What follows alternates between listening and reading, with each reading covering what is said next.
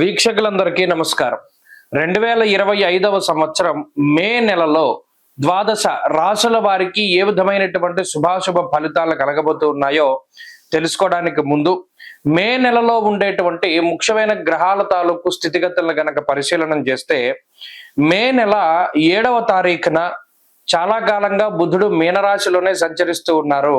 ఆయన తన యొక్క నీచ క్షేత్రాన్ని వదిలిపెట్టి మేషరాశిలోకి ఆయన సంక్రమణం చేయబోతూ ఉన్నారు. అనగా 7వ తారీఖు మే బుధుడు అశ్విని నక్షత్రంలోకి మారుతారు, అంటే మేషరాశి సంచారం. అలాగే 15వ తారీఖు మే 2 సంక్రమణాలు కనబడుతూ ఉన్నాయి. ఒకటి వృషభ సంక్రమణం, అనగా రవిగ్రహం వృషభ రాశిలోకి సంచారం చేస్తారు. తర్వాత పుష్కరాలు ప్రారంభమయ్యేటువంటి రోజు. అది ఎంత గొప్ప రోజు అంటే రవి సంక్రమణ పుణ్యకాలము మరియు గురుడు సంక్రమించేటువంటి పుణ్యకాలము 15వ తారీఖు నాడు చాలా గొప్ప రోజు. ఆ రోజునే 2 గ్రహాలు మారుతూ ఉన్నాయి. గురుడు మిథున రాశిలోకి ప్రవేశిస్తున్నారు, రవి వృషభంలోకి ప్రవేశిస్తున్నారు. అలాగే మే నెల 21వ తారీఖున రాహుకేతువుల యొక్క మార్పు, అనగా కుంభరాశిలోకి రాహు యొక్క మార్పు మరియు సింహరాశిలోకి కేతు యొక్క ప్రవేశం జరగబోతూ ఉన్నది. అలాగే మాసం చివరిలో బుధుడు మరలా మేషాన్ని వదిలిపెట్టి వృషభంలోకి వెళ్ళిపోతారు. మిగతా గ్రహాలన్నీ, అనగా శనేశ్వరుడు శుక్రుడు మీనరాశి యందు ఉన్నారు.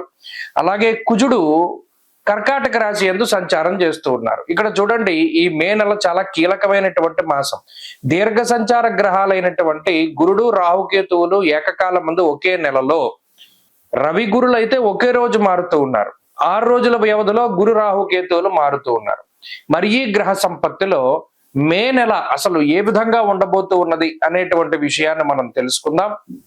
వృశ్చిక రాశి వారికి మే నెల సాధారణమైనటువంటి ఫలితాలని ఇస్తూ ఉన్నది. ఇక్కడ ఉన్నటువంటి గ్రహస్థితిని గమనిస్తే గురుబలం 7వ స్థానంలో ఉండేటువంటి గురువు 8వ స్థానానికి మారుతూ ఉన్నారు. అందువల్ల గురుబలం తగ్గుతూ ఉన్నది. 5వ స్థాన స్థిత రాహువు 4థ స్థానంలోకి వస్తూ ఉన్నారు. అర్ధాష్టమ రాహు యొక్క దోషం ప్రారంభమైనది. ఈ 2 గ్రహాలు కూడా అంటే అనుకూలించేటువంటి స్థానాల నుండి ప్రతికూలతలోకి రావడం అనేటువంటిది కొంత ఇబ్బంది. అలాగే పంచమంలో శుక్రుడు యోగిస్తున్నారు. ఈ మాసంలో 15వ తారీఖు వరకు రవి యొక్క బలం ఉంటుంది. ఇది ప్రధానంగా మనం చూసుకోవాలి. 9వ స్థానంలో కుజుడు మిశ్రమమైనటువంటి ఫలదాత. అంటే ఈ నెలంతా ఏ గ్రహం మీద ఆధారపడాలి? 15వ తారీఖు వరకు ఉండేటువంటి రవి గురుల యొక్క బలం మీద మాత్రమే ఆధారపడాలి. 15వ తారీఖు దాటిపోతే గురుడు అష్టమంలోకి వెళ్ళిపోతారు, రవి ఏమో 7వ స్థానంలోకి వచ్చేస్తారు. మిగతా గ్రహాలన్నీ కూడా అంటే కేవలం శుక్రుడు మాత్రమే బలీయంగా ఉంటారు. అది పెద్ద బలం కాదు. కాబట్టి మే నెలలో ఏదైనా ముఖ్యమైనటువంటి పనులు ఉన్నాయి అంటే అది 15వ తారీఖుకి ముందు పూర్తి చేసుకోవాలి. ఇది వృశ్చిక రాశి వారు చాలా గుర్తుపెట్టుకోవాలి. అంటే ఎవరైనా ముఖ్యమైనటువంటి వారిని కలవడం, లేదా ఏదైనా ఇంటర్వ్యూ లాంటివి ఉంటేనో, లేదా వేరే దేశానికి వెళ్లాల్సినటువంటి పనులు, ఏదైనా ముఖ్యమైనటువంటి ఇంటర్వ్యూస్, ఇవన్నీ కూడా 15వ తారీఖు లోపుగా పెట్టుకోవాలి. అలాగే ఉద్యోగ మార్పుకి సంబంధించినటువంటి ముహూర్తాలు ఇవన్నీ కూడా 15 లోపే పూర్తి చేసేసుకోవాలి. 15వ తారీఖు దాటిన తర్వాత ఏమవుతోంది అంటే 7మంలోకి రవి వెళుతున్నారు. సామంత జన విద్వేష దారాపీడ సుతామయం. ఇక్కడ కొంత కుటుంబపరమైనటువంటి విషయాలపై ఇది ఎఫెక్ట్ చూపెడుతూ ఉంటుంది. అలాగే అష్టమంలోకి గురుడు వెళ్ళడం, అర్ధాష్టమ రాహువు రావడం వల్ల కూడా ఇంట్లో ఉండేటువంటి పరిస్థితుల వల్ల, అంటే కుటుంబ సభ్యుల మధ్యలో ఉండేటువంటి అన్యోన్యత, కుటుంబ సభ్యుల యొక్క ఆరోగ్య పరిస్థితులు, కుటుంబ సభ్యుల యొక్క మాట తీరు, ఇవన్నీ కూడా ప్రభావితం చెందుతాయి. మీకు వ్యతిరేకంగా వారు మాట్లాడడానికి, లేదా వారిలో వాళ్ళకి పొరపత్యాలు రావడం, ఏదో ఒక మాట అనుకోవడం, ఇలా ఐకమత్యత అనేటువంటిది లోపించడానికి ఎక్కువ అవకాశం ఉంటుంది. కాబట్టి ఈ మానసికమైనటువంటి సమస్యల వల్ల మిగతా వాటి మీద ఏకాగ్రత కుదరదు. కాబట్టి 15వ తారీఖు లోపులోనే ప్రతిదీ కూడా మనం ముగించుకోవాలి. ఇది ఈ కాలానుగుణంగా చేయవలసినటువంటి పని. అంటే అసలు మనం జ్యోతిష్ శాస్త్రాన్ని ఎందుకు నేర్చుకోవాలి, తెలుసుకోవాలి అంటే కాలం బలీయమైనది. అది ఎప్పుడు అనుకూలంగా ఉంటుంది, ఎప్పుడు ప్రతికూలంగా ఉంటుంది, ఎప్పుడు సానుకూలమైన పవనాలు ఉన్నాయి, ఎప్పుడు వ్యతిరేకమైనటువంటి గాలి వీస్తుంది, అది తెలుసుకోవడానికి. కాబట్టి వృశ్చిక రాశి వారు బాగా గుర్తుపెట్టుకోవాల్సిన విషయం, మే నెల 15 వరకు అనుకూలత ఉన్నది. అలాగే ఇక మరి 15వ తారీఖు దాటాక గ్రహాలన్నీ ప్రతికూలంగా కనబడుతున్నాయి. కాబట్టి కొంతకాలం పాటు ప్రయాణాల విషయంలో జాగ్రత్తలు తీసుకోవాలి. ఖర్చు ఎక్కువగా కనబడుతూ ఉన్నది. స్థానచలనానికి అవకాశం ఉంటుంది, అనగా ప్రాంతం యొక్క మార్పుకి అవకాశం ఉంటుంది. అయితే విదేశాలకు వెళ్ళాలి, అక్కడ చదువుకోవాలి, అక్కడ ఉద్యోగం చేయాలి అనేటువంటి వారికి మాత్రం ఇది అనుకూలతని కనపరుస్తూ ఉంటుంది, వారికి అనుకూలిస్తూ. అలాగే లాంగ్ టర్మ్ కోచింగ్లు తీసుకుని ఎవరైనా కాంపిటేటివ్ ఎగ్జామ్స్ కి వాళ్ళు ప్రిపేర్ అయ్యి రాసేటువంటి వారికి అనుకూలమైనటువంటి ఫలితాలు గోచరిస్తూ ఉన్నాయి. అలాగే ప్రత్యేకించి ఇంకా మనం చెప్పుకుంటూ పోతే అసలు ఉద్యోగం లేకుండా ఉద్యోగం కోసం ప్రయత్నం చేసేటువంటి వారికి సైతం మంచి ఫలితాలని ఈ గ్రహస్థితి ఇస్తుంది. కాబట్టి ఈ మాసంలో కొంత మిశ్రమమైనటువంటి ఫలితాలు ఉన్నాయి. వీటన్నిటిని దృష్టిలో పెట్టుకుని 15వ తారీఖు దాటాక ఉండేటువంటి పరిస్థితులు సైతం మనకి అనుకూలించాలి అనుకున్నప్పుడు రాహు గురుల యొక్క అనుకూలిత కోసం ఎక్కువగా ప్రయత్నం చేయాలి. ఎక్కువగా దత్తక్షేత్ర దర్శనం చేయాలి. దత్తాత్రేయ స్వామి వారి యొక్క ఆరాధన చేస్తూ ఉండడము, దత్తక్షేత్ర సందర్శనం చేయడము, శ్రీ గురు చరిత్ర పారాయణ చేయడం, ఇటువంటి వాటి ద్వారా, అలాగే శ్రీపాద శ్రీవల్లభ చరితామృతం, సిద్ధమంగళ స్తోత్ర పారాయణ లాంటివి కూడా చక్కగా ఉపయోగపడుతూ ఉంటాయి. అక్షయ తృతీయ వైశాఖ మాసంలో శుక్లపక్షంలో వచ్చేటువంటి తదియకి అక్షయ తృతీయ అనేటువంటిది పేరు. నిజానికి జ్యోతిష్ శాస్త్రమందు తదియ అనేటువంటి తిథికి చాలా ప్రాముఖ్యత ఉన్నది.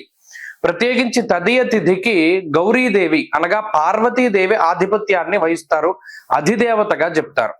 మరి వైశాఖ మాసంలో అక్షయ తృతీయ రోజున ఏ వస్తువులు కొంటే మనకి అదృష్ట యోగం పడుతుంది, ఏ వస్తువులను కొంటే దురదృష్టం పట్టి దరిద్ర లక్ష్మి ఇంట్లోకి వస్తుంది, అనగా అలక్ష్మీ దోషం పట్టుకుంటుంది అనేటువంటి విషయాల్ని ఈ వీడియో ద్వారా చాలా క్లుప్తంగా తెలుసుకునేటువంటి ప్రయత్నం చేద్దాం.